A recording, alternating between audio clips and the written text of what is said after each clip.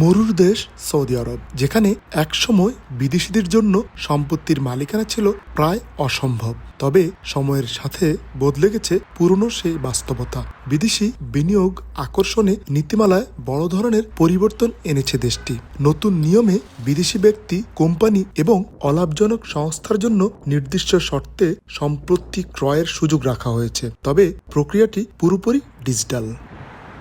নতুন নিয়ম অনুযায়ী সম্পত্তি কিনতে হলে বিদেশিদের আগে অনুমোদিত সংস্থা থেকে ডিজিটাল আইডি নিতে হবে, খুলতে হবে নিজ নামে ব্যাংক অ্যাকাউন্ট, নিবন্ধন করতে হবে সৌদি মোবাইল নম্বর। দেশটির প্রায় সর্বত্র সম্পত্তি কেনার সুযোগ থাকলেও কিছু গুরুত্বপূর্ণ শহরের জন্য রয়েছে বাড়তি নিয়ম। রাজধানী রিয়াদ, জেদ্দা, মক্কা ও মদিনায় সম্পত্তি কিনতে অতিরিক্ত 2% ফি দিতে হবে। পবিত্র শহর মক্কা, মদিনায় রয়েছে ধর্মীয় বিধিনিষেধও। তবে বিদেশি কোম্পানির ক্ষেত্রে মালিকানার তথ্য প্রকাশ, একজন সৌদি প্রতিনিধি নিয়োগ এবং বড় কোনো পরিবর্তন হলে 15 দিনের মধ্যে তা জানানো বাধ্যতামূলক করা হয়েছে। আইন ভাঙলে শাস্তির বিধানও কঠোর। ভূমি সংক্রান্ত নিয়ম লঙ্ঘন করলে সম্পত্তির মূল্যের সর্বোচ্চ 5% পর্যন্ত জরিমানা, যা 1 কোটি রিয়াল পর্যন্ত হতে পারে। সব লেনদেন হবে অনুমোদিত ডিজিটাল পেমেন্টের মাধ্যমে।